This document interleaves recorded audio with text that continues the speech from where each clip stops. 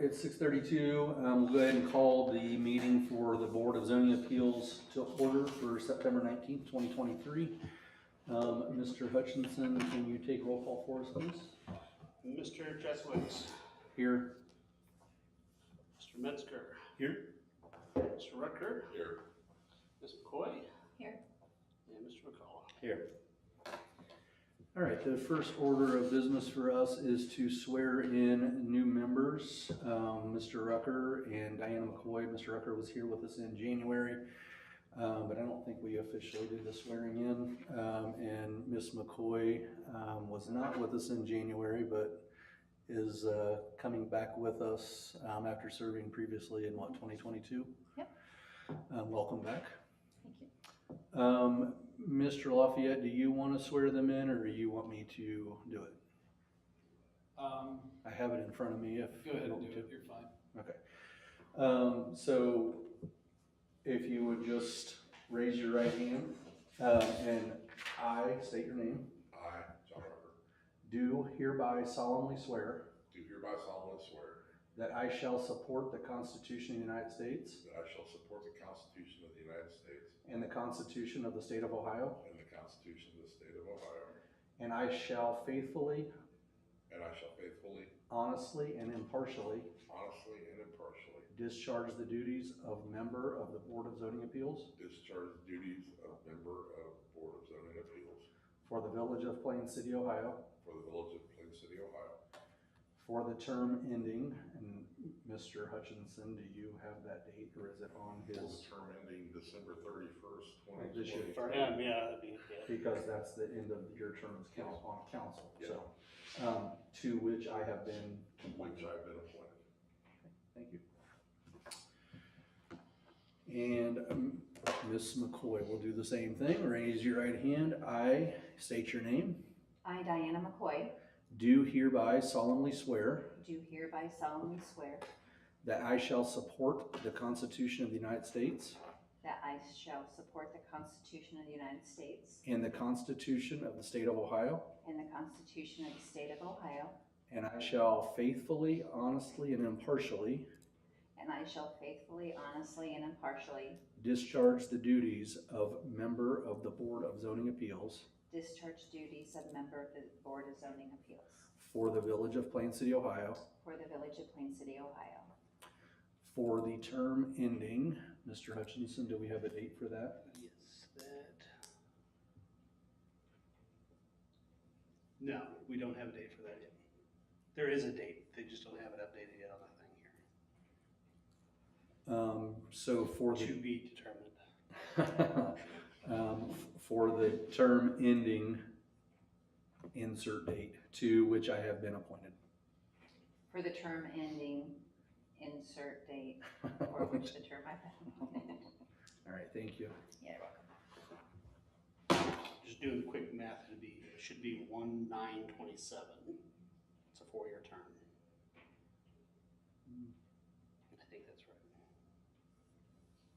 But we'll put that correct. Well, I'll make sure that's correct in the minutes.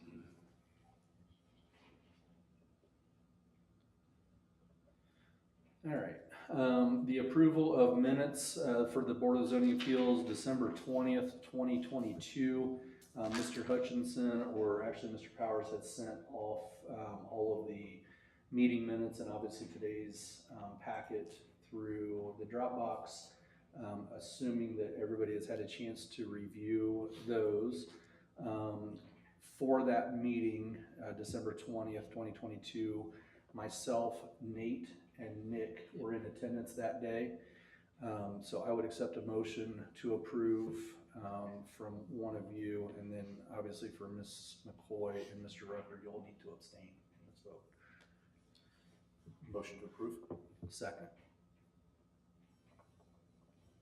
Also, or you second? I- Oh, okay. Mr. Jeswicks, Yes. Mr. Metzger, Yes. Mr. McCall. Yes. All right, and then the Board of Zoning Appeals meeting minutes, this is for January 17th, 2023. Myself, Mr. Rucker, and Nate were present for that one, so again, Ms. McCoy and Nate, you'll need to abstain or, Nick, you'll need to abstain from that. I'll motion to approve as submitted. Mr. Jeswicks, Yes. Mr. Rutger, Yes. Mr. Metzger. Yes.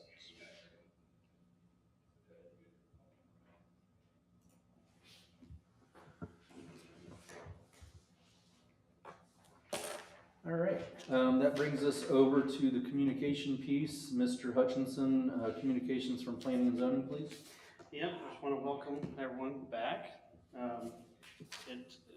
It's a good and a bad thing that we don't have to meet. It's a good thing that we don't have variance requests, but the downside of that is that we don't get to meet as often. To take care of stuff like this and just get local, regular updates. We've had a busy year. We have multiple developments going through the works right now, from annexation standpoint to final developments. We also, capacity-wise, we have reached capacity for the city's capacity as far as water and sewer. And we have created a local regional district with Mid-Ohio out of Madison County. As of last week, they are officially in charge and now have possession of all of our water and sewer assets. So our water tower plant, sewer plant, it all belongs down to Mid-Ohio. They'll be managing that. First phase of the plan of the district is to get utilities up 42 from 70 area there from District 1. And then the second phase would be to build a brand new wastewater plant. It'll be down there in that vicinity of that area somewhere. That will give us, that should supply us with all the future capacity that we'll need from here on out. So we'll have a little bit of a pause in development until utilities do get here. We just recently, well, actually tomorrow night, we have the final development plan for Marin Reserve. It is 440, 434, I think that might be it. Mixed residential, that's over off of Lafayette, across the west side of Lafayette, Plain City Road, across from Madison Meadows. They have obtained their PTIs and capacity, so they will be able to complete the entire phase of their development. After that, we have finishing out Darby Station, Madison Meadows 2, Hamlet on the Darby. We have Rockford Homes, the Run and Hofbauer. Got those wrapping up pretty much. After all of those in Marin Reserve, that'll be it until we get utilities back up here. Timing wise though, probably realistically 2 to 3 years, I'd say, to get capacity back up here. Time wise though, it will almost work out. It'll give developments that we have time to finish. Like I said, Marin Reserve, probably, you won't even see the first phase of that probably until probably within the next 18 months. So by the time these other developments, we have a lot coming through right now, by the time they get their finals and plats and engineering done, timing wise, it's going to work out to be about the same. They're not going to have that long of a wait. So, yeah, so we'll have a little break, but even knowing that the developers are still coming, they're still coming, knowing that we have that type of a wait. So we've, been busy, got a lot going on. We just recently updated our PUD code. It has gone through P&Z, and it also has gone through council for the first reading. We have several cleanup items in code related coming up, but other than that, just gearing up for winter now. So, thanks for being here again, and thanks for those that are being reappointed and new ones, even though we're almost done with the year. And then, of course, John, thanks for sticking around for a little while with us, and then you'll be done. Do you know the sanitary capacity, the additional sanitary capacity that they're going to provide? So through District 1, and that's the short-term fix, not much. Yeah, There's not much at all. It might not even reach us just because there could be projects that go off. We're not the only ones in the district, so sure. that could be eaten up. So, our realistic goal is probably gonna be within the new build, Down at 70. Yeah. Do you know what, is that, any idea, is it a couple million gallons a day? Is it- oh, yeah, there'll be, three plugs. Okay, that's what I was wondering. Yeah, Alright. yeah. And they're gonna try to run those both same time, water and sewer, give or take? Definitely with sewer first. We actually still have some water Okay. to provide, but it's the sewer that is the big one. And then also EPA has, been trying to get creative on, expanding the Darby Accords. So those could, if something like that goes through, that could definitely put a hinder on any type of development as well. So we've got some speed bumps and hurdles, but, Gotcha. just we'll keep forging ahead until we can or can't, so. Right, thanks. I just get geeked out by that, I'm a civil engineer, so Oh, I like that stuff. yeah, so the district they are in discussion with London. London has enough capacity right now that London doesn't necessarily need the district, but if they join in as a service provider, that could free us up some instant capacity that'll come a lot sooner than a new plant, so. But those are all in discussions right now. All right, thank you. Moving on, public comment. This public comment would be reserved for anything outside of the agenda, anything that's not the application. I don't see anybody else here, so we will Not move. anything else you wanna talk about, is there? Stand up and take a bow. Yeah. I would like to, I'll just mention this might not be the forum for it, but I've been dealing with, I think, Justin and Colin and possibly you about that Pleasant Valley Colony fence line that they won't trim around it. It's got poison sumac and poison ivy and weeds growing up through it and everything. And, I try to stay in contact with the guys about that. And I think Justin actually sent me the statute of the law that they're breaking by not taking care of that fence line. I did it for 30 years and I'm just too old, fat, and ugly to do it anymore. And I don't have money, for the chemicals and all that stuff.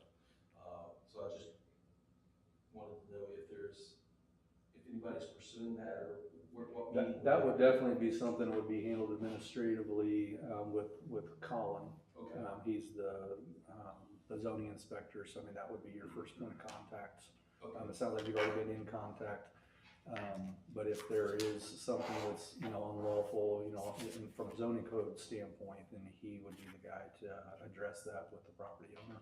Okay, when I talked to him about the zoning thing we're dealing with today, I just asked him to kind of keep in contact with me and let me know, where it's at and what we're doing. I'll touch base with them in the morning, first thing in the morning. I'd reach out to The residents over there are really up in arms about it. They had a tree fall over there in front of the lady's doorway, and it was just sitting there.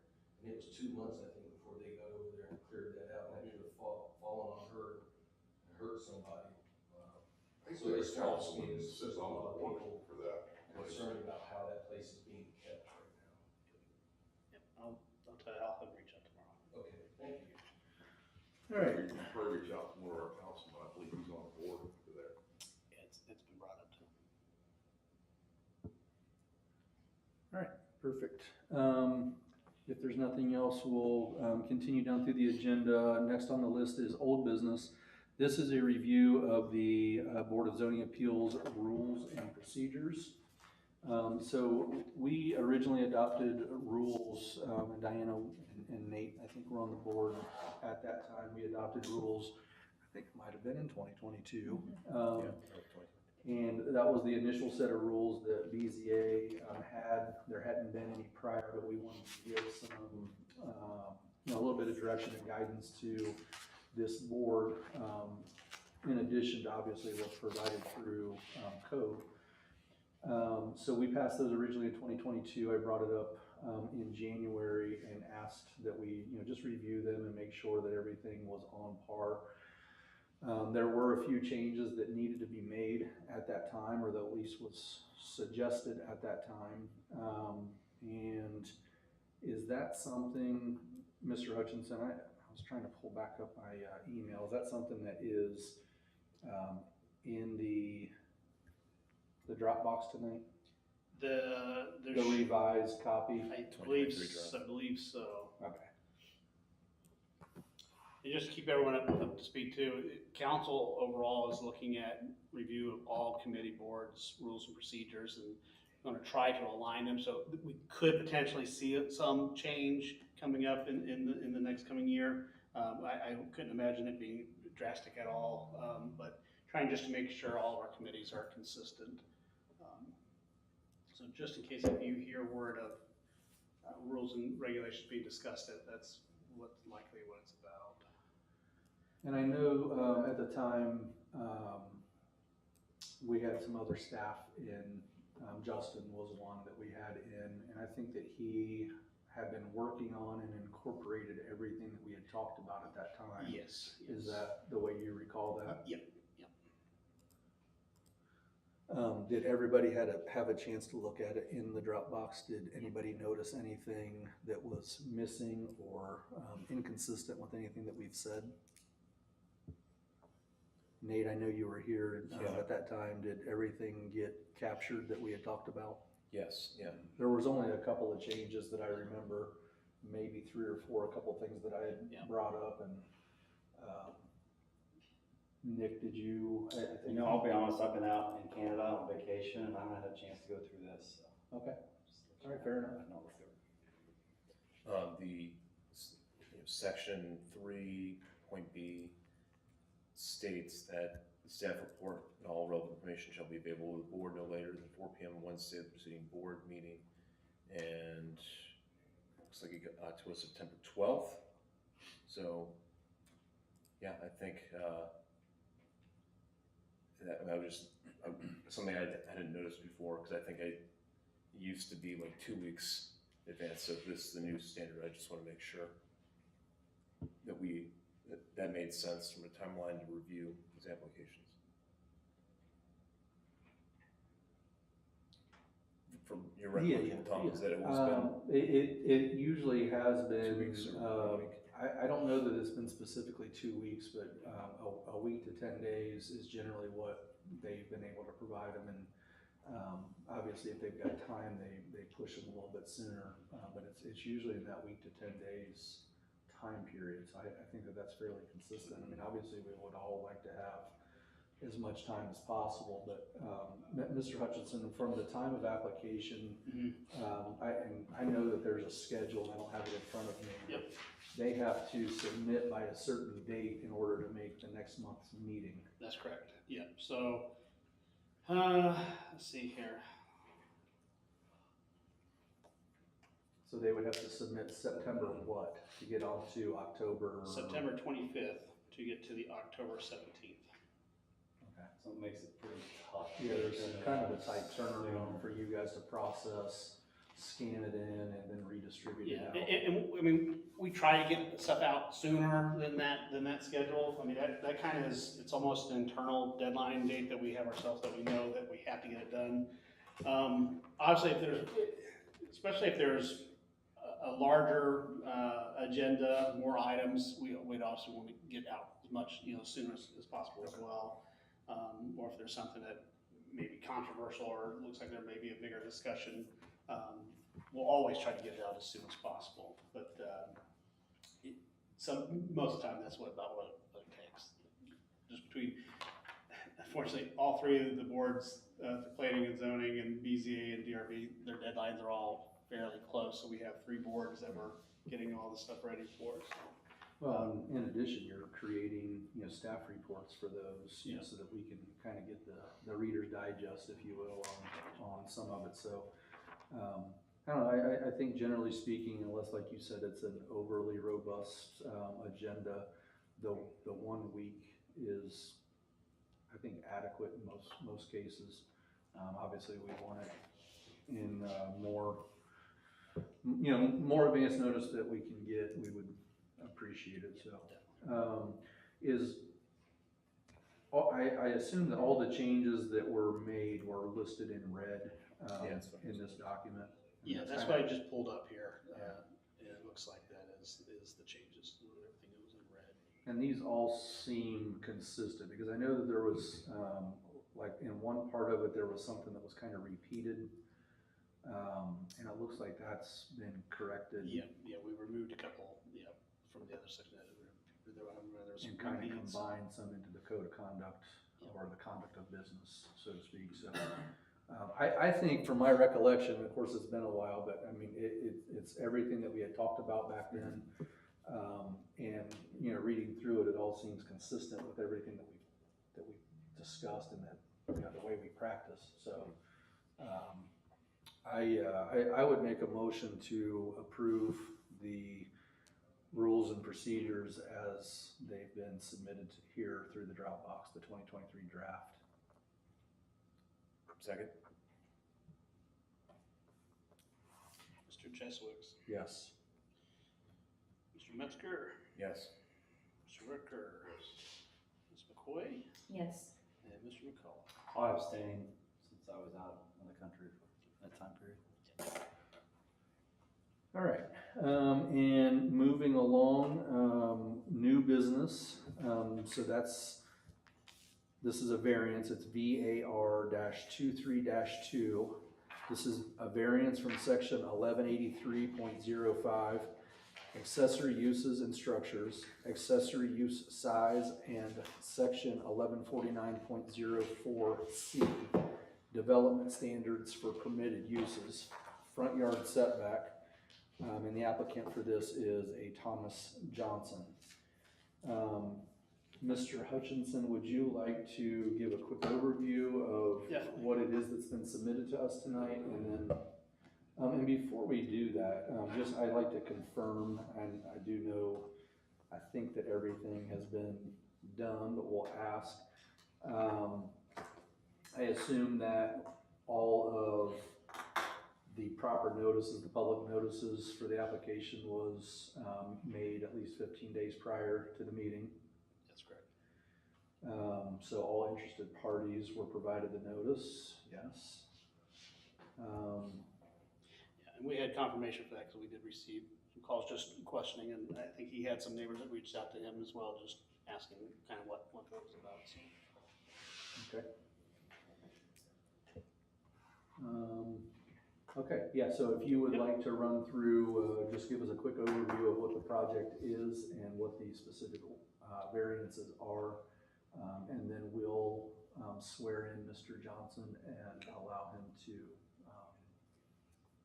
to speak his part of the application. Sounds good. I provided everyone, there's a map, 2 different site maps, kind of gives you an idea where this property's at, with a little bit zoomed in picture. This is actually, it's actually 2 parcels on that side of Dry Street. What the applicant is requesting is to build a detached garage, so an accessory structure. Per our code, the structure could be 25% or less of the gross floor area of the principal structure. The house itself is, the footprint of that property is roughly 1332, so 1,332 square feet, which 25% of that would be 333 feet, could be the max of the accessory structure. He's going just a little bit bigger here to 1,728 square feet, 36 by 40 garage. And so the first variance will be that will go greater than that 25%. So it would, I would set the variance if proposed, or if granted, it would be for an accessory structure no greater than 1728. The second part of that is it is an unusual lot. It is technically non-conforming the way it is because the house is not at the setback. Per R2S setbacks, it's supposed to have a 50 front setback. So really, the second variance will be more or less, more for the house, the existing house, to bring it into compliance. And that would then allow where he's proposing the garage, to not come past the front, building line of the house. Per our zoning code, for accessory structures, it is a maximum or a minimum 8-foot rear setback. We don't have any issues with the side setback. And traditionally, the accessory structures are the rear of the property, but since this property is all the way to the front, as long as that accessory structure doesn't come past the front line of that building line, it would be accepted. So as you can see, this is a little unusual property. The right-of-way actually does go all the way back to the rear of the property. So as you can see, part of the applicant's driveway and the shed that was there. And the shed was approved. It did receive a zoning permit, but it is technically in the right-of-way. And if I could ask real quick, is that shed staying, or It will go. it will go after Yeah, that? because the entrance to the garage will be right there. We'll go there, gotcha. Yeah. So as a part of a little cleanup, it kind of goes beyond this variance request, is I spoke to the applicant a little bit tonight about the city possibly doing some cleanup as far as that right-of-way, bringing that right-of-way, abandoning that rear half, because he actually owns the properties on the opposite side of the street as well, so it clean that area up a little bit. But as far as the variance request, those are the two requests. I would state that, and Paul, correct me, can we do a condition, let's just say if the size of that accessory structure was granted to that, can it be limited to that exact structure, or is it just a blanket that's the size and it stays with the property forever? Or can we put a condition that it actually stays with that structure? I guess I'm not sure what you mean. As Well, far I'm as- just, so let's just say both, all the structures on the house, on that property is wiped clean, demoed. That variance obviously stays with that property. Therefore, if there's no conditions or anything set on it, the next property or the next build accessory structure could be that size as well. If we put it to that particular structure, and if it's ever demoed, it therefore would. Yeah, so any kind of a variance that we grant here is limited to the proposed structure in the application, nothing else on the property. If that structure is ever demoed, then it goes back and reverts to the existing zoning at that time. Or, basically, if it got demoed and you want to put a new one out there, you're gonna have to come back through zoning again. That's all I have as far as that. And, Mr. Johnson is here if you have any questions for the applicant. Before we get to Mr. Johnson, just, I guess a question.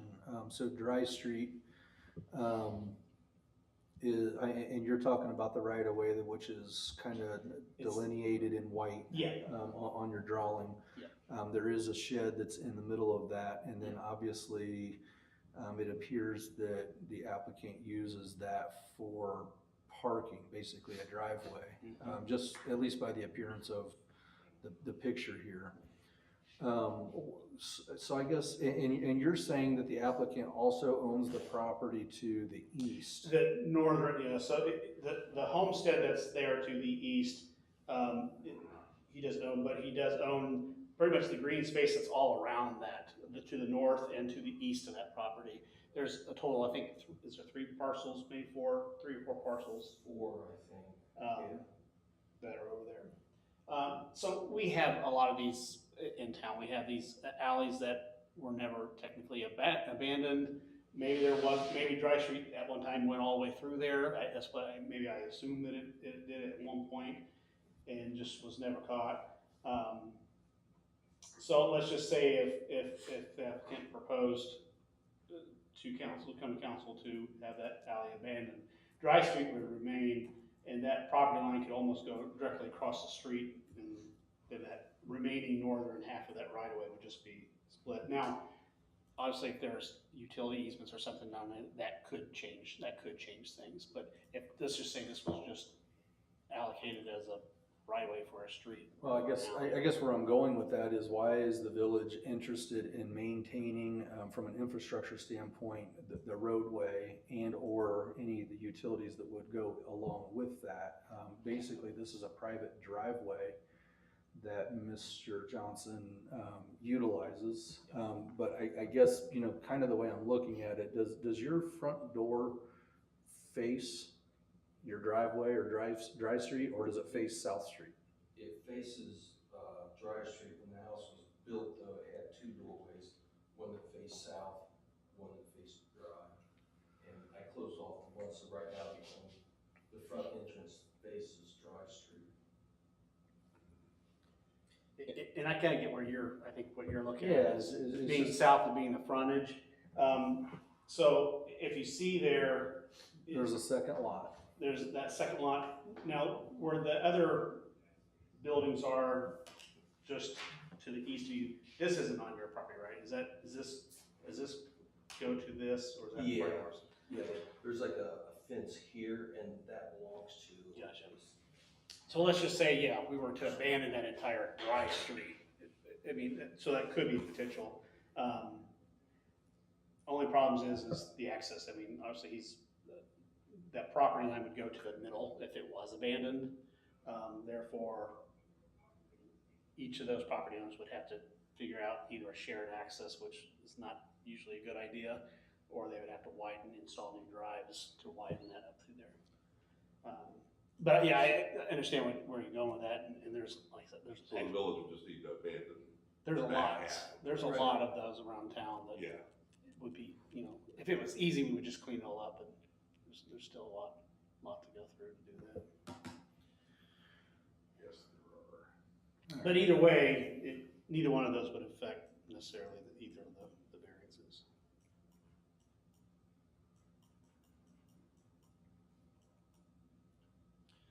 All right.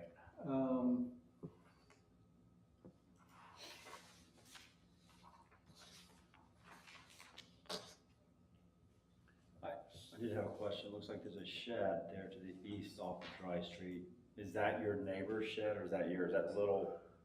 And then to the east, that would be my neighbor's. Okay, so that's why they need access off Dry Street to get there. Yeah. Okay, that's what I was checking. Yeah. That's not the only access. Up to Yeah. that point. Yep.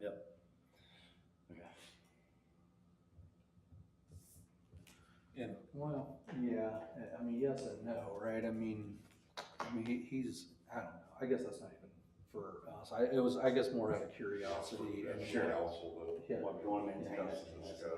I mean, I think the neighbor probably has access through other parts of his property, that wouldn't have to access off a dry. I don't know, if his residence sits on south, I don't know that resident would be entitled, so to speak, to the roadway off of dry. Meaning if it was abandoned, If the village abandoned it, he would get half. half.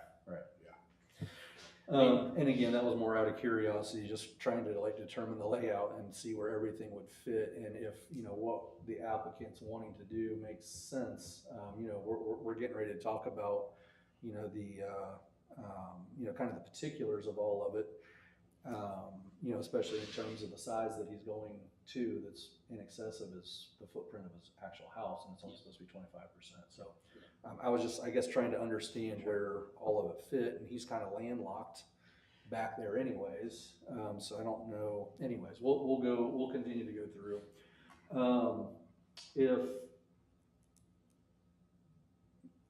Mr. Johnson, do you have, I mean, obviously he went over everything with you. Do you have things that you would like to add, that would be beneficial for us to hear?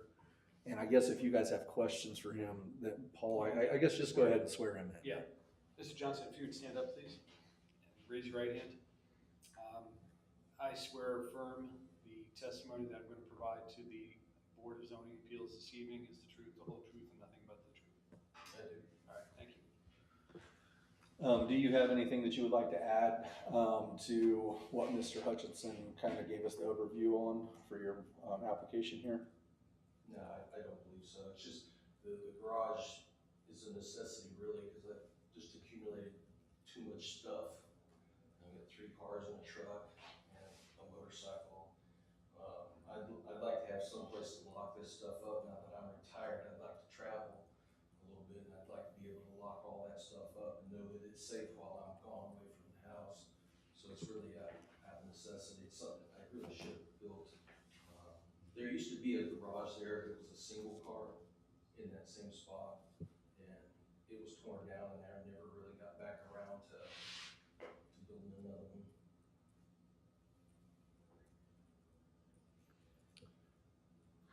one. Any questions for the applicant at this point from any of you? Yeah, Mr. Johnson, question for you. When you purchased this property,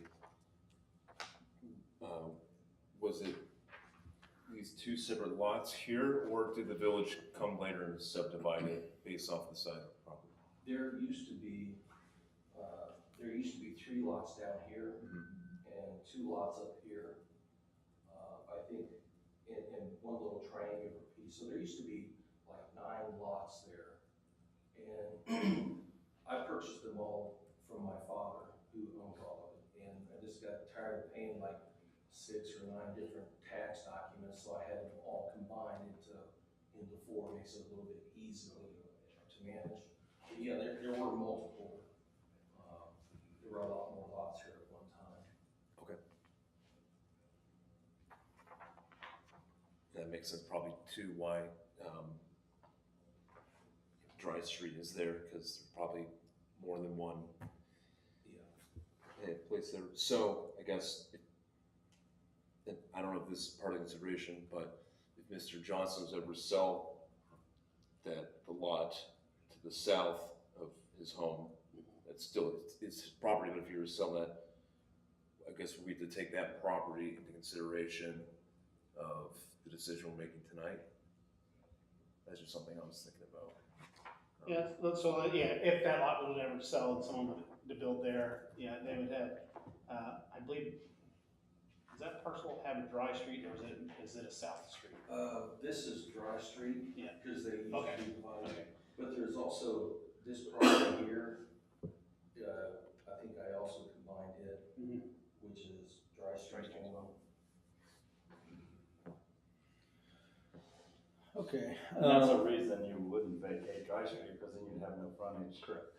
Yeah, There's and that required was, church zone. that was kind of where I was like wandering and going, because I mean, he could eventually, if he chose to, and if it fit, you know, other zoning requirements, he could build on that lot to the east, or sell it off to build on it or Yeah, whatnot. So- and really those lots to the east and the lot to the south on the west side, those technically could use the south, could be established as south Right. addresses and have access off south and Right, the Still- one off the south could, but the one just directly to the east of his property or his home, Yeah. it would have to have that Dry Street address. well, unless it was combined with, like I said, there's another, that large green parcel to the east is also Oh, okay.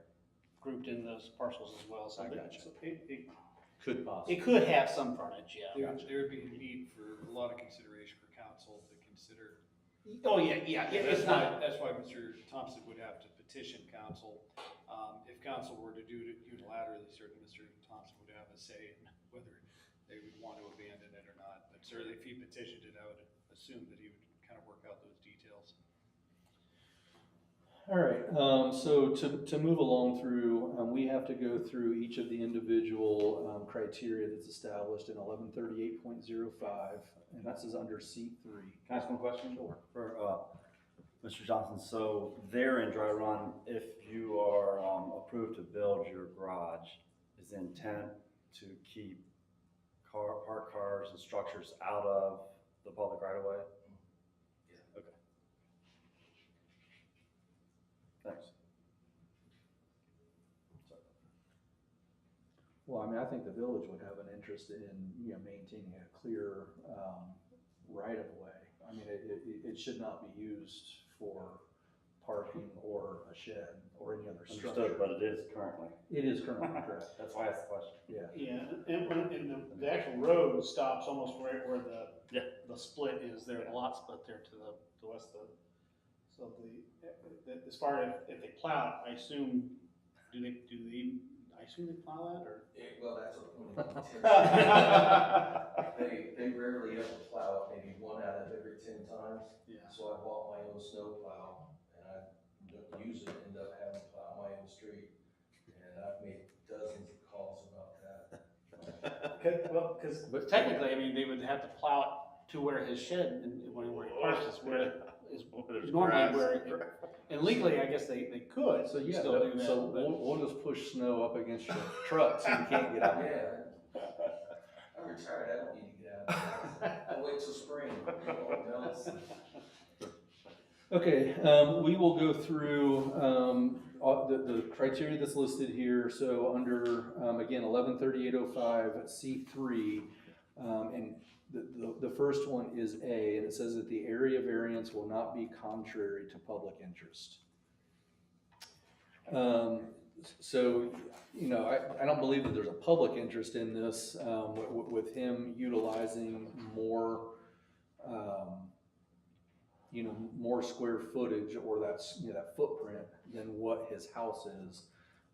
I don't know that there's a public interest in that. Do you guys have, any thoughts on that? Especially given its location. I mean, I don't see where it is. I agree. Yeah, and I mean, this area basically is landlocked, and even if he did subdivide, or he wouldn't be subdividing, but if he were to eventually, you know, sell off those other parcels, they would have either that Dry Street or South Street address, but still his part would be landlocked. Right. So if the answer to that is no, we'll move on to, and just to, I guess, refresh everybody, and Nick, you've not really sat with us through many of these meetings. Any of these things that are answered in, you know, against what the criteria is, meaning if we said, yes, it's contrary to public interest, this is not the right thing to do. Not any one thing will eliminate or cause the application to fail. We're gonna list all of them, we're gonna evaluate them, and we will go through them, and then from a totality standpoint, we will determine whether it's gonna pass or whether it's gonna fail. Okay. So just because we might answer no on one of them doesn't automatically kind of torpedo the application. It could, but not automatic. B says that that said area variance is justified due to special conditions. I don't know, maybe. Were there special conditions listed in the application?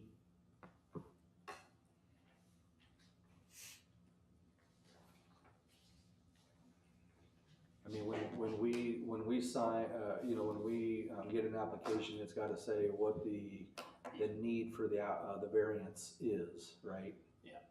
Yep, so, statement showing special conditions, circumstances do not result in the actions of this applicant. The Yes. home itself was built in 1908. At that time, positioning and surveying were not a big concern, so unfortunately it was built at the top of the property line on one side and within feet of the Dry Street on the other. This was verified by a surveyor, Paul Clapsaddle. This was the intent to be an attached garage, which will be done later at time. Building a new garage 50 feet off the street makes that possible. So it looks like this is more For the towards the setback. setback variance.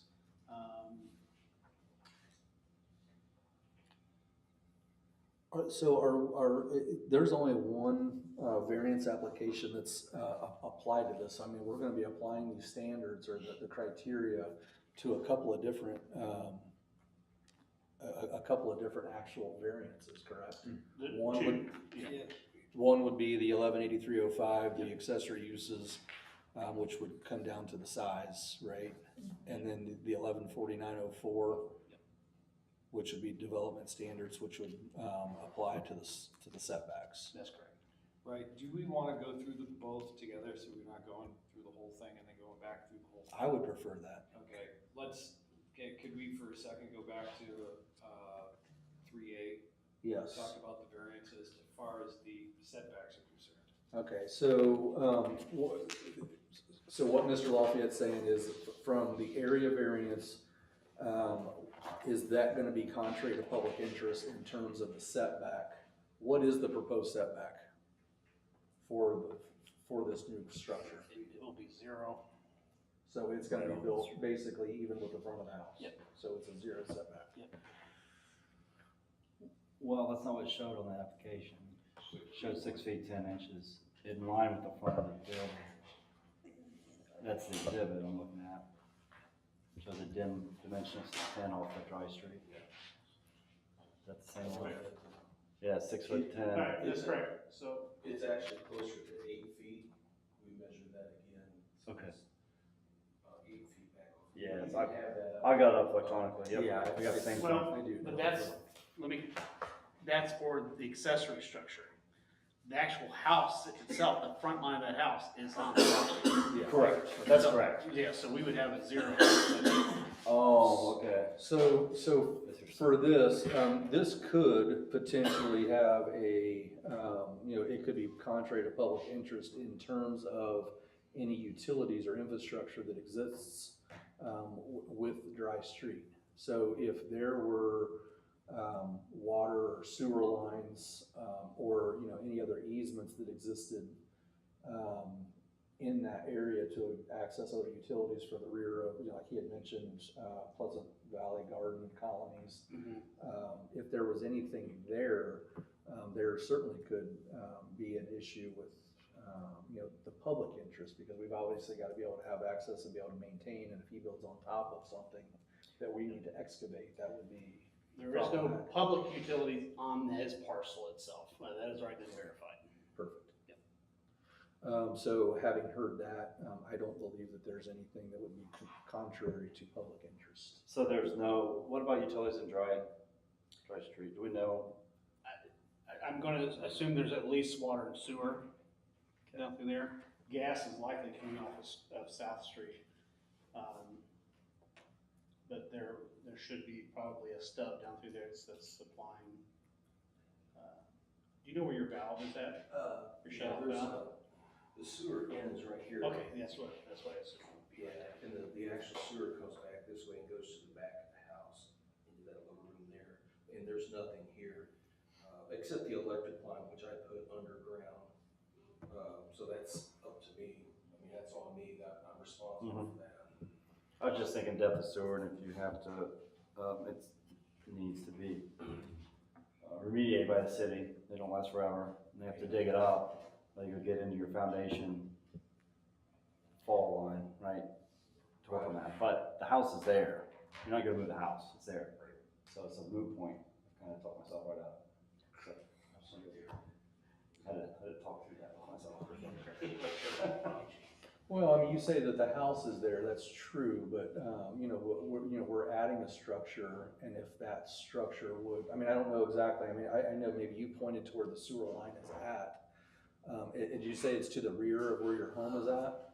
So basically in between where the home and garage is gonna be? The sewer line comes, of course, down here and it ends right here under that tree. Okay, The gas lines run this way and they end right here at the gas meter. so basically in the front of your home, so the back of the home where the garage is gonna be, is not gonna impact.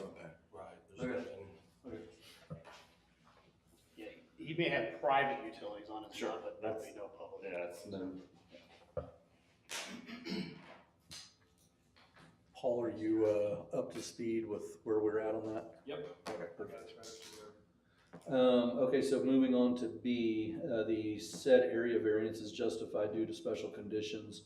So obviously we discussed, the special conditions that were listed in the application, that mentioned specifically basically the setback, correct? But there weren't really any special conditions that were, kind of defined for, the size of the building.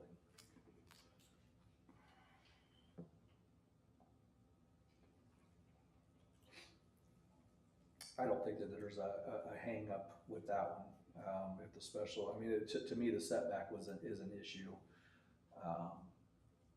If there was utilities there, so I don't see that there's an issue with that. Anybody on letter B there?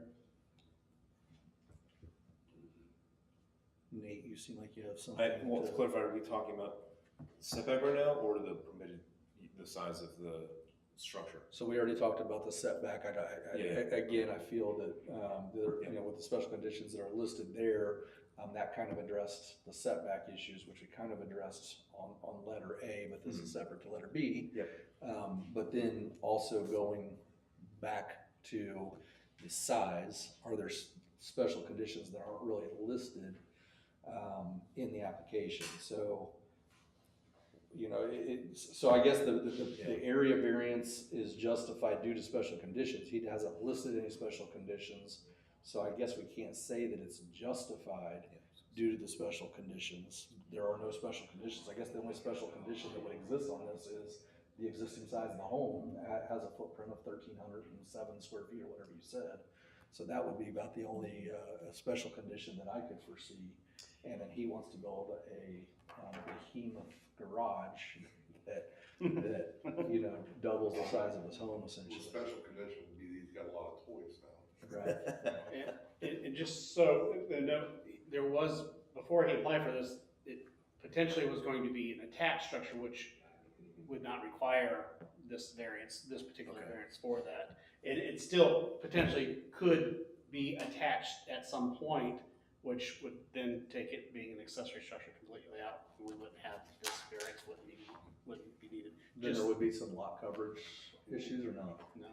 Because of time constraints and the company that's building it doesn't build them attached and all the extra stuff that needed to be done to do that, I just decided to make it detached and then next year have them come back and. Put like a attach it breezeway to- or something? Yeah, just breezeway or walkway, anything that suffices for attached to the house.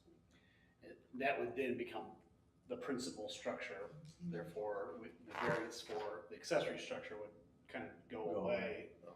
The setback for the house, 0 that would still be applicable for that.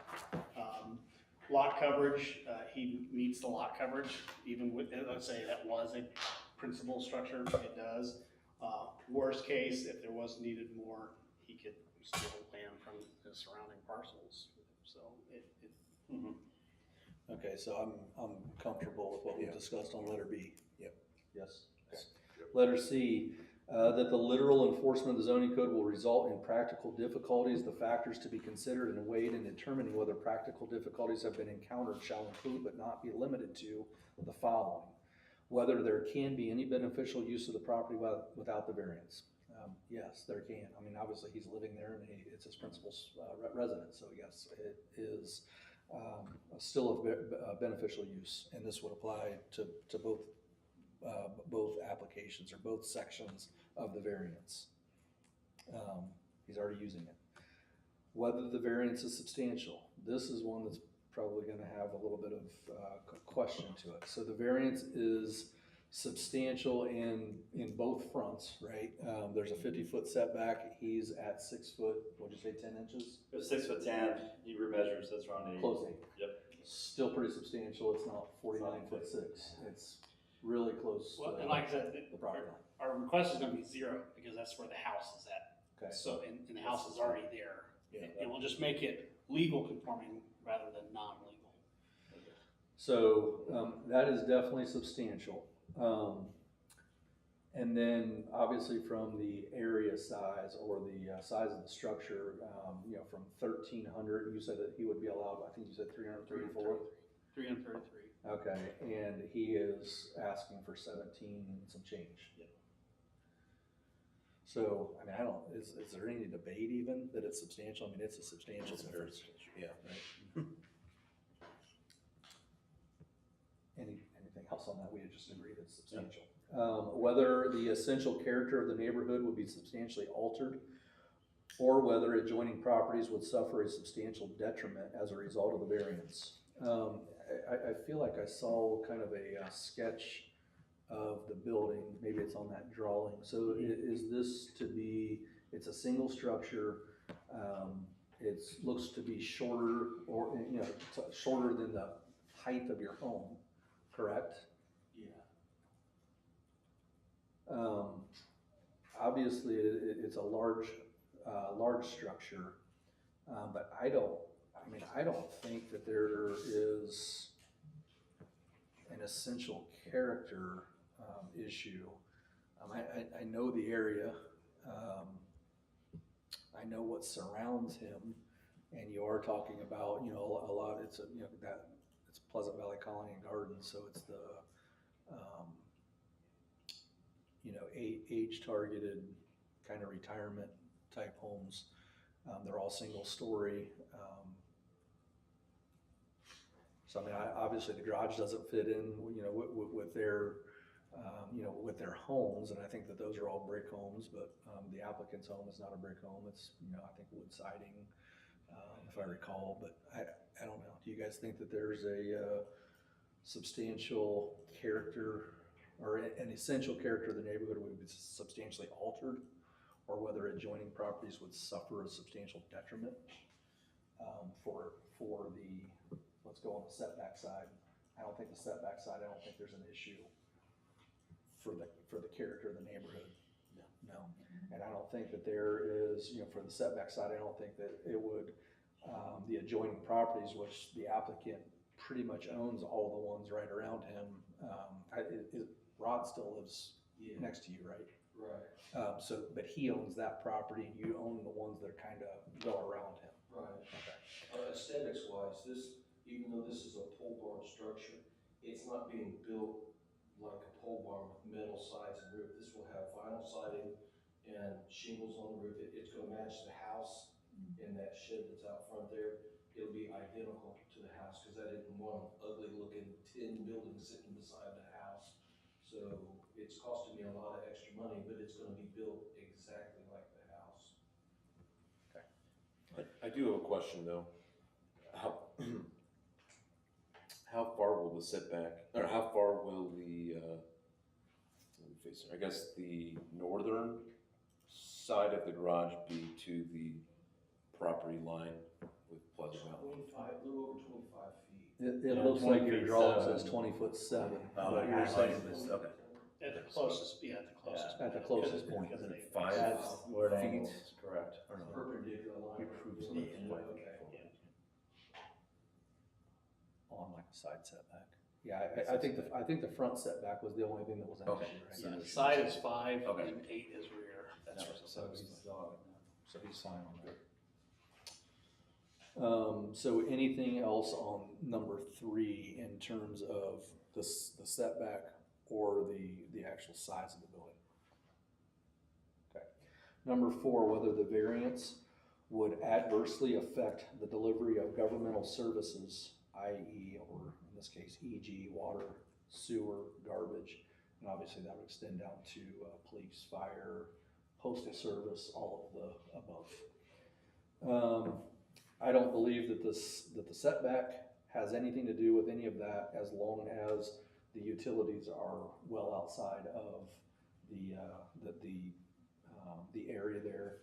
And as far as the size of the building, I don't see how anything can be affected from the delivery of governmental services. Thoughts? Concur. Whether, this is number 5, whether the property owner purchased the property with the knowledge of the zoning restrictions. I think that you said that you purchased the property off your father years ago. Yeah, I bought it from him in 1990, but I didn't take possession of it, I think, until like 93 or so. Did you have knowledge of the zoning restrictions when you bought the property 30 years ago? Until I had a survey by Paul Clapsaddle, I didn't even know, it was actually built on one of the alleys that I had closed off, so it's an old house, what are you gonna do? I don't think most of us as property owners, you know, the laymen really have an idea of what the zoning restrictions are anyways. And that's why I guess Colin and Mr. Hutchinson have a job to go out and tell us when we're violating, I guess.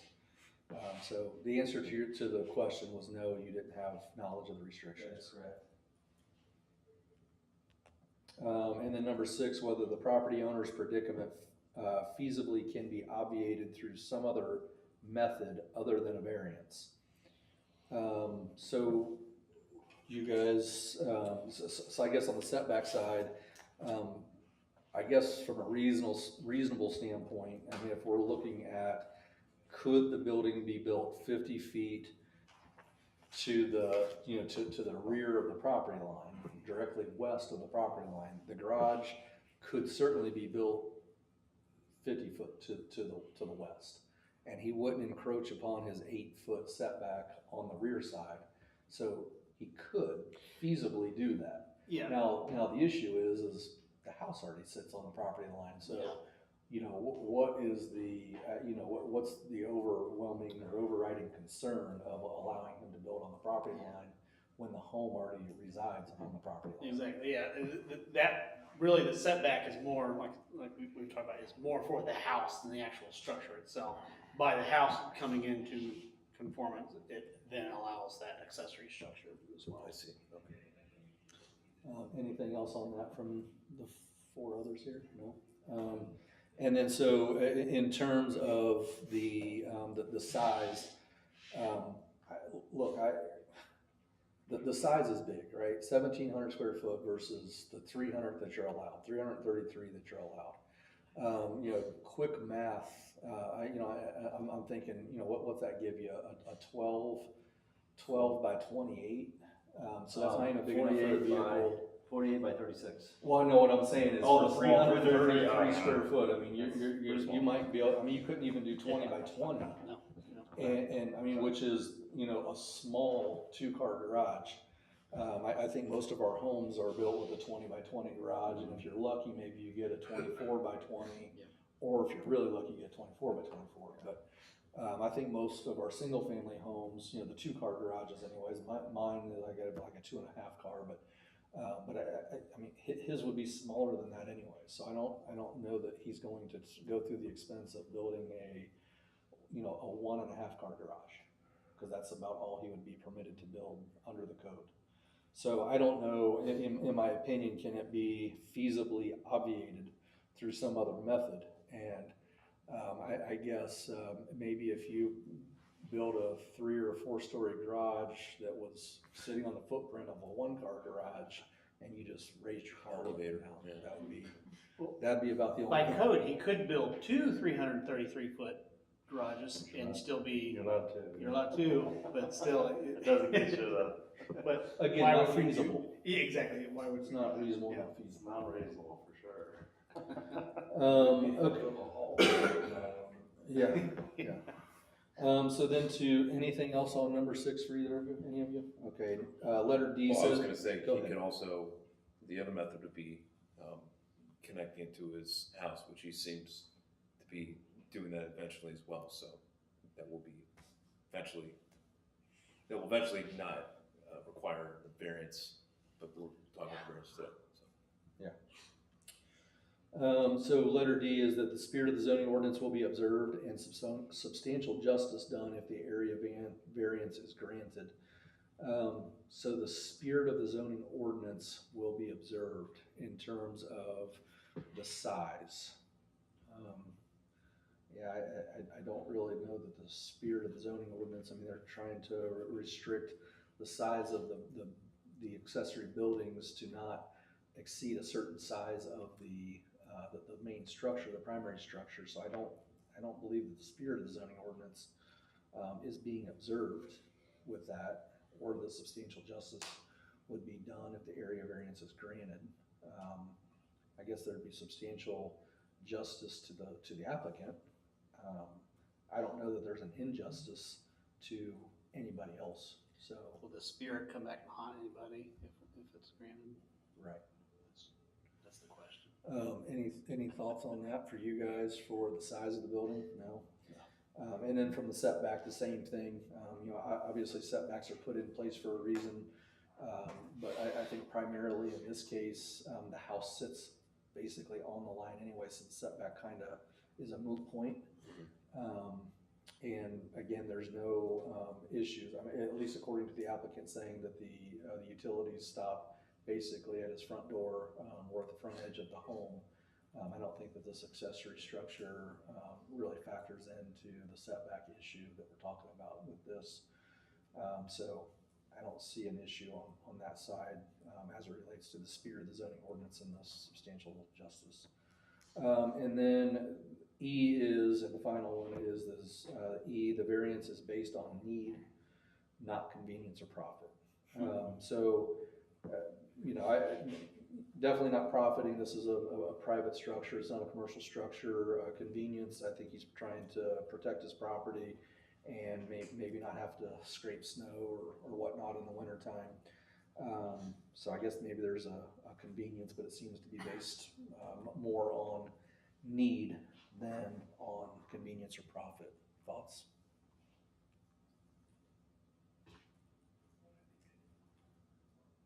You guys have anything differing there?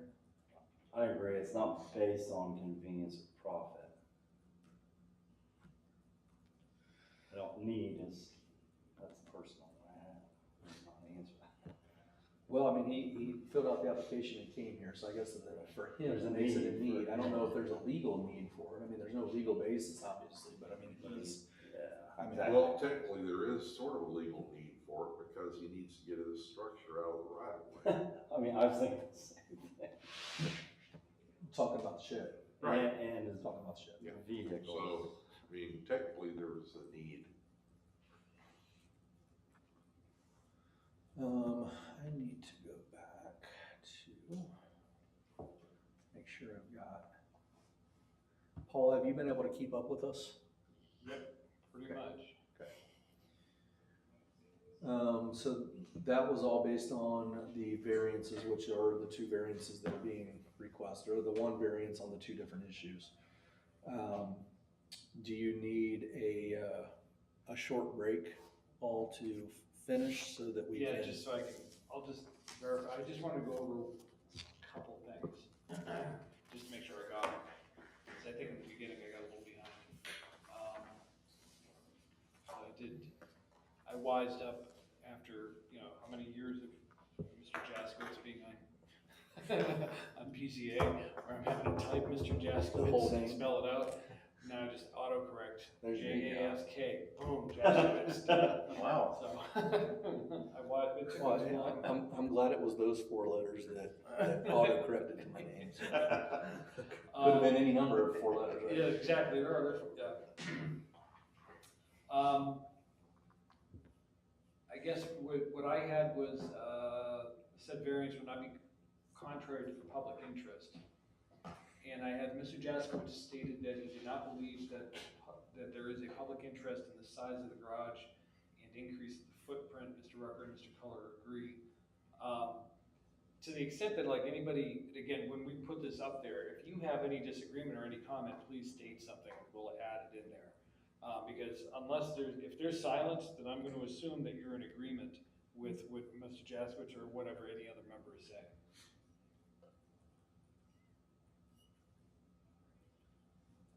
Let me see. Well, you know me, I don't like to speak up.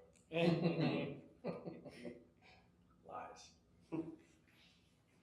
Okay, this is where I got lost a little bit. So as far as the area variance justified due to special conditions, I had Mr. Jaskowitz question the applicant with regard to what special conditions were present. Mr. Hutchinson read the provisions in the application identifying the date of construction, and this is where I got a little lost. I think, Mr. Jaskowitz, you stated that you did not believe that the size of the building has any impact on this provision unless there's an issue with the utilities.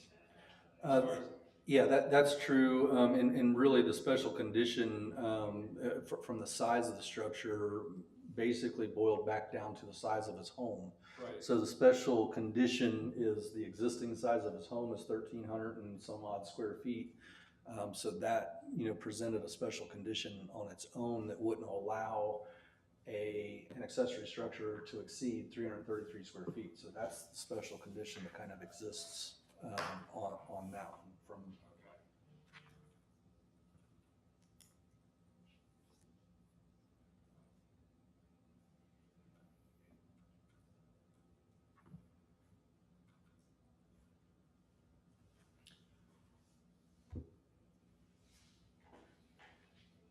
All right, and on that one, on that particular section, I did not have, I don't think I caught anything with regard to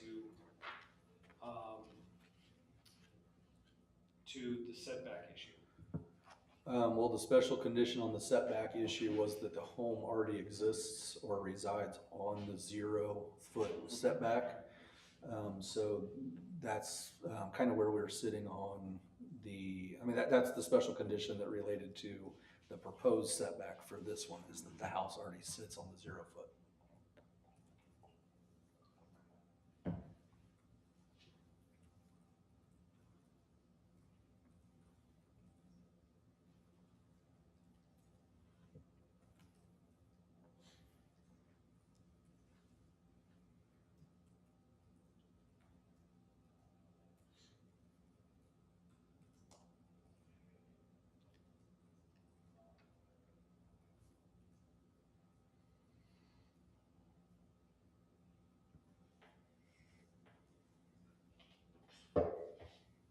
Mr. Johnson, I was driving around 4th of July chasing fireworks, and I went down south because there's a house there, and I was trying So to. you parked in front of Rod's house? I didn't park in front of the house, but I was just driving around, watching the fireworks and everybody throw off their backyard. And my maps told me to go down Dry Street to get back, and so I started going down. And I'm like, It's "Hey, not there. It's on the street." I just thought I'd mention that. It's happened to He's lucky that Mr. Johnson didn't meet him outside. What you doing back here? I had, Haley, and she brought somebody out with her, so they're looking at widening South Street, because as you go down South Street, as soon as it gets to Dry Street, it narrows by 2 or 3 feet. Mhm. And in the wintertime, they can't tell where the road ends or begins, and every year they dig that snow Derek, plow in, we're rip gonna up the yard. HDMI and then, no, both those go into your computer. Oh, they both go? Yep. All right, got it. Yeah, you're not the only one. I get people drive down there. And then you go all that gravel there, turn around, they won't use that, they'll go through the mulch bed under the trees and everything. You go. It's not their yard, we don't care. For our members, and maybe especially for Nick, and even John. So in BZA, what we'll do next is we'll adopt the finding of facts. Mr. Lafayette's gonna go through and make sure that we've captured everything. We're gonna make sure that he's captured everything. So we'll adopt the finding of fact. That's not the vote on whether we're going to approve the variance or not. That's just saying, hey, what he has listed is true and accurate based on the conversations that we've had. After that, we will make any corrections that might be necessary. We'll adopt the findings of fact, and then we will make a motion to either approve or deny the application as it's been submitted based off of the deliberations that we've had. Typically, we try to do all this in one meeting. Sometimes if there's a complex application that is going to require additional time for the finding of facts to be completed and submitted back to us to review, or if we need more time just to kind of process and digest things, then we can delay this our decision out to the following Tuesday. That's kind of the process that we've used in the past. We try not to go to that route. We try to get it done in the same day when and if possible. But sometimes we get things that are kind of complex and we gotta work through them a little bit more. So once he has that, it looks like he has it up, we can go through and review that, and if there's any corrections that need to be made, we will make them in real time, and then we will look for a motion to adopt the findings of facts as they've been submitted here to us. So I can't see any of that from here. But I will get up and walk, and if anyone else wants to. How about this? It's a little better? Oh, and so does this. Yeah, I can read that. Telling me when to keep going or whatever. I did make a change because I think the original template that you guys were sent, or may have been sent around, maybe I'm wrong. It talked about, It talked about how, I think the way it was typed up said any one of the factors that you must meet all of the factors, and to disprove any one of the factors, and that's not it, and you covered that at the beginning. No one factor causes it to succeed or fail.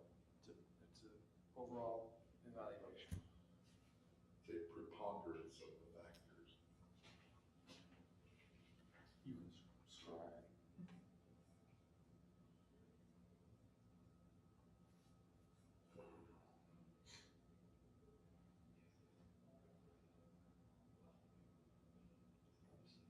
Yeah, this is where I made that change. Consider their totality. This legal stuff. So this first one is on the variance not contrary to public interest.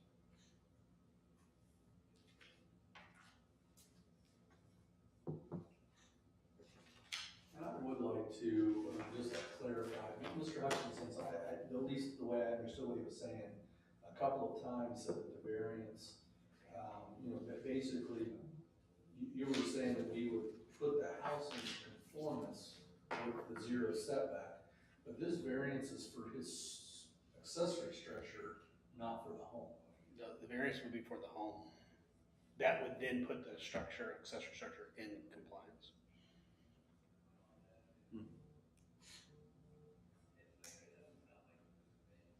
So even though it's showing with a setback for the garage, he could technically, once his gets passed, he could build on the 0 foot line. You could. Okay. Which So, we still so put the then front that line kind of house. explains the question that you were asking in the beginning. If he were to demo his home and want to start over, does he still get to build on the 0 foot line? Or does he then have to conform to existing code, which is the 50 foot, unless he comes back into here to ask for the zero setback, 0 foot setback? That's correct. So the variance applies to the building, not to the land. And see, that's where, this is the first appeal that we've had since I've been here. And appeals or variances in other municipalities where I stay with the land regardless of what buildings are there. That's why I asked that question. But you're saying ours is with the buildings? Well, no, I mean, it runs with the land, so the variance state runs with the land, but it's only as to what the application is. You know, if you wanted to,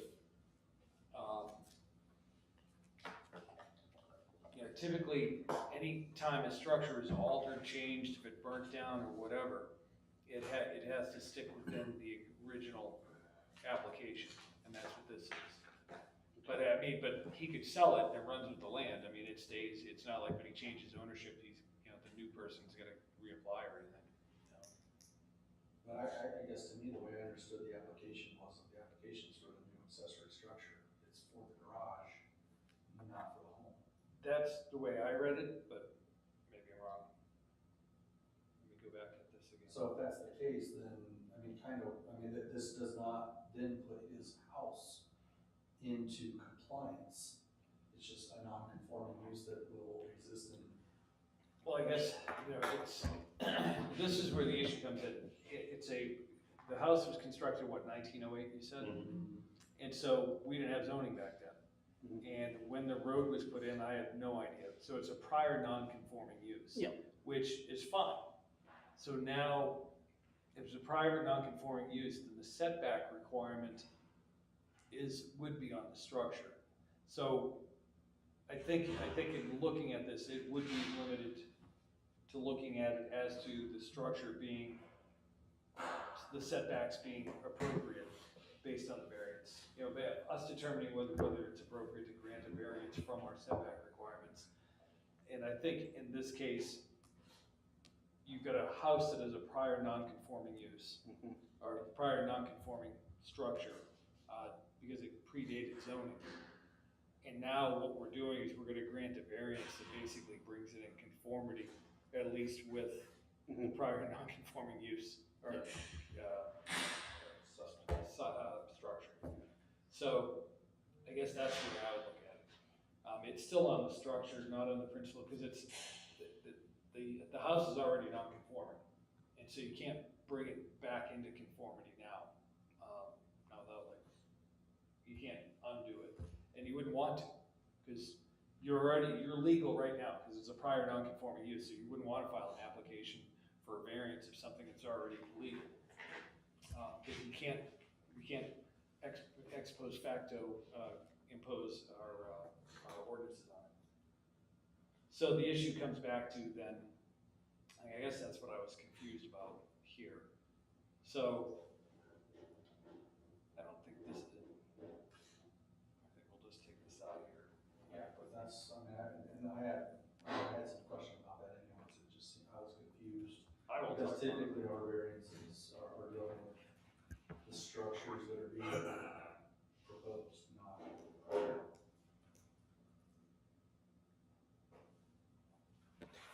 Either way, if we brought the house into compliance, which I still, if someone came in and applied for an existing structure to come into compliance, would we not see that then? Is that your understanding, Paul? I mean, I guess theoretically, if they wanted to, they could. I don't know why they would want to. But I think the problem is, It's already legal. if we give a variance for the house, and they decide to tear that house down, then they'll have to come and get another variance. Well, and I Right would now, it's imagine, existing. well, It's not but compliant, so. But how Paul explained it as well too, if we did grant the variance for the house and they tore it down, it's gonna have to conform because it stays with the structure. That was my question, is if it stays with the land, then that we wanna put conditions on the variance, but if it just stays with the structure, then it doesn't matter if the house burns down, if we granted a variance or not, it would have to go back into compliance.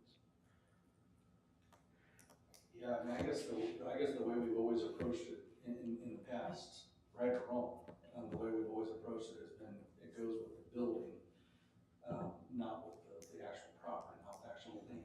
You're saying, hey, for this particular parcel, we're going to grant a 0-foot setback. And then that way, any structure that exists now or in the future is going to be permitted to be on a 0-foot setback. Yeah, and not saying we're in it wrong or everybody else, but every municipality I've been with, it stayed with the parcel regardless. And if that, even if the property we granted the variance for, built a house with the setbacks, and that property was demoed, that variance stays with that property, and then new structure can be built to that variance. Right, that, how should I say it? Yes, you're correct, like whatever structure it is that's there, but if you're changing the location, like if you decided to move, like if you, like where the principal building, you know, where you get the principal structure and then you get the garage. If the garage gets knocked down or whatever, yeah, the variance stays there, he still has a variance to be able to reconstruct that. But it has to go where the application said it, he can't now all of a sudden move it over here. And, because again, this variance is for this location. So, you know, on the back side of the property, you have a property line over there where you have a setback requirement. And just because you give a variance here to waive the 50-foot setback requirement on the frontage or whatever, doesn't mean we can now all of a sudden, if something happens to the garage, gets knocked down, he can just go ahead and construct another one within 8 feet of this property line, because it's gonna impact a different, now it is gonna impact different property owners, and so it'll be a different evaluation. But yeah, the variance stays with the property. If anything happens to the garage or whatever, you can build it right back in the same footprint.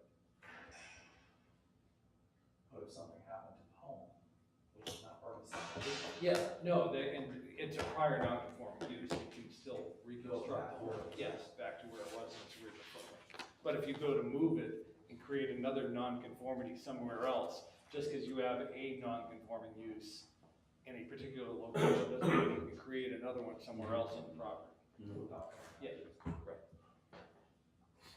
Okay, scroll. Yes, please.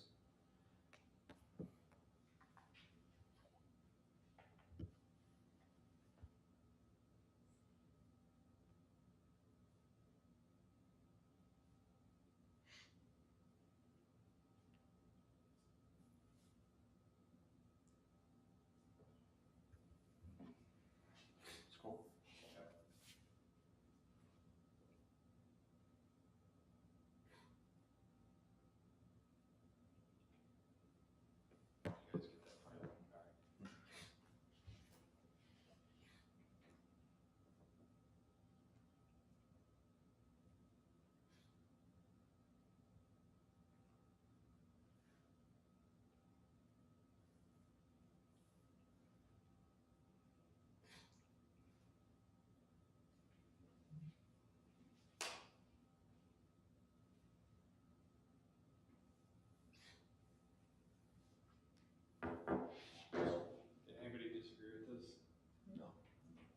I did.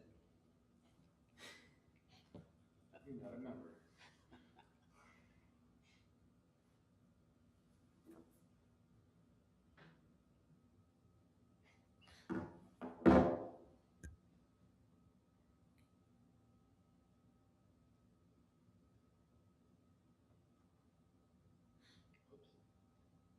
Jump pages.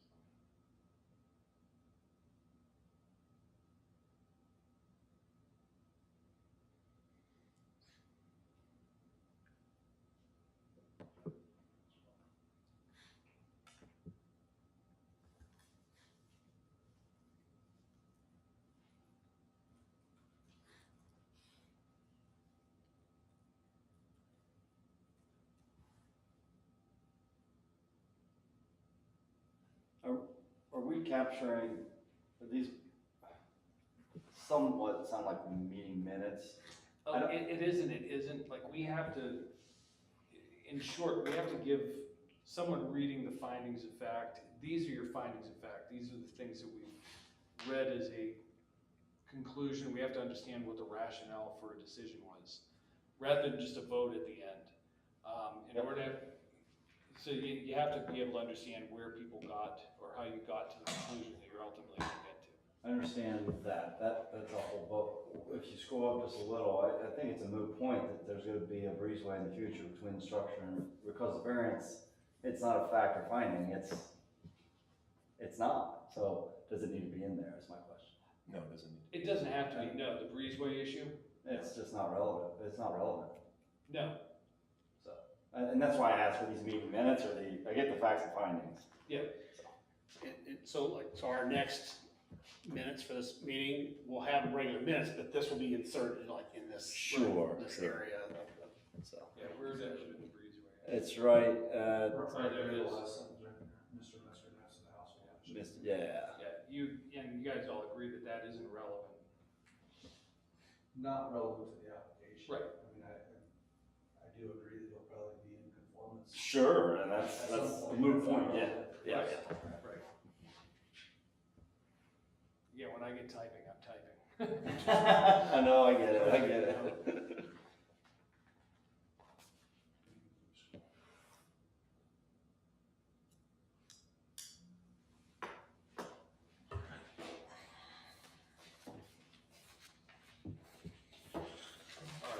Any other changes anybody saw for that?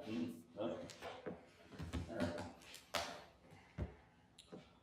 So I would accept a motion to adopt the finding of fact as Mr. Lafayette has it typed and presented to us. Motion to approve? Motion to adopt, I guess. Second? Second. Nate and Nick. Mr. Cheswicks, Yes. Mr. Metzger, Yes. Mr. Rucker. Yes. Ms. McCoy, Yes. and Mr. McCall. Yes. Okay, so we've got the finding of fact and we have obviously discussed all of this in depth. So now we're at a point whether we have a motion to approve or deny the application. I know that it's been mentioned that he is going to remove the shed. You know, that's been, you know, mentioned during the conversations here. The only thing that I have out of this, you know, for me would be, you know, that be made a condition of the approval, that, you know, that the right-of-way is opened up, in terms of parking and or the accessory structure being removed, which he already intends to do. I mean, he's already said that, but I think that we should have that on record. And he'd have to move it anyways in order to access his garage, it looks like. So, I agree. And just so everyone knows too, it was never intentionally put there illegally or anything. He did obtain way prior to my time here, but he did obtain a permit from the city to put it there, so it was all, you know, on his side legally put there.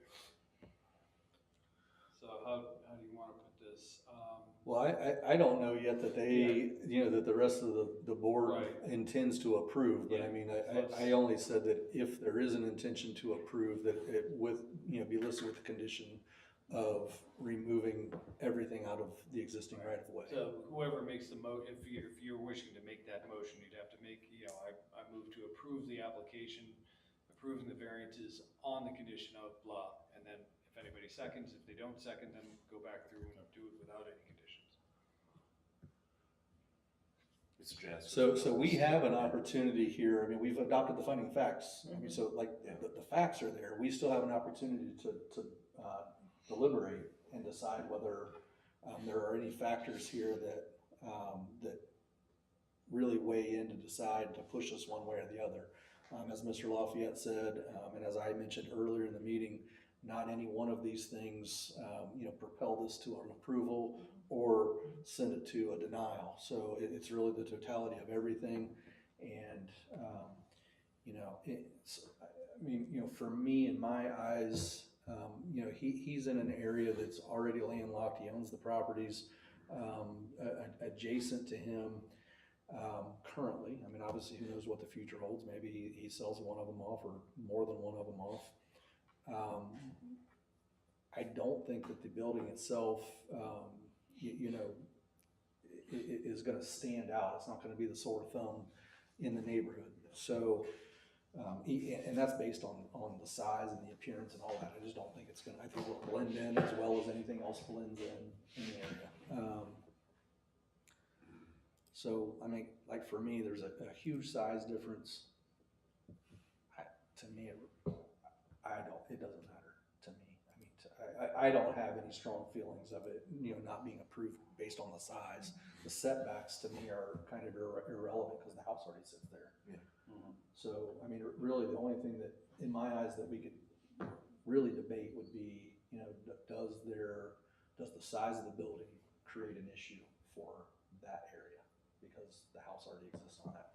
I would say, given that location, I mean, I'm trying to see if there are any adverse effects for the neighbors or the village, now or in the future.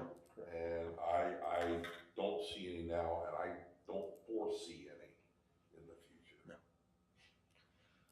And then, I think to support what you're saying, Mr. Rucker, this was a meeting that was advertised to the public. There was a public hearing. People that were in the immediate vicinity were provided an opportunity to come here and speak. There's nobody here but us. So if it's not bothering them, his immediate neighbors, I agree with what you've said, and I don't see any issues. No, I Ms. think McCoy? where the property is, it really supports, like, it is not going to be an issue for anybody surrounding it. Mr. Metzger? I think there's no issues with this application. So I would make a motion to approve VAR-23-2, and these are for two different variances. One is a setback variance, and the other one is a size variance, with the condition that the right-of-way is cleared in terms of vehicles and other existing accessory structures. Second.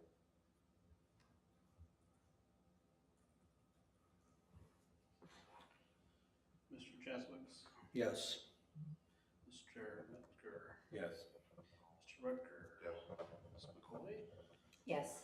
and Mr. McCullough. Yes. All right,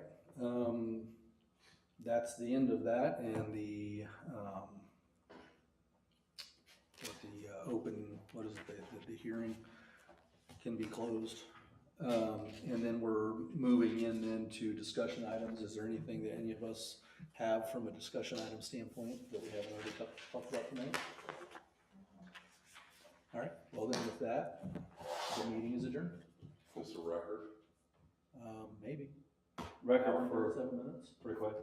Good. You get the contract will come out tomorrow? You got the contract tomorrow, call him right now, say we're good to go. I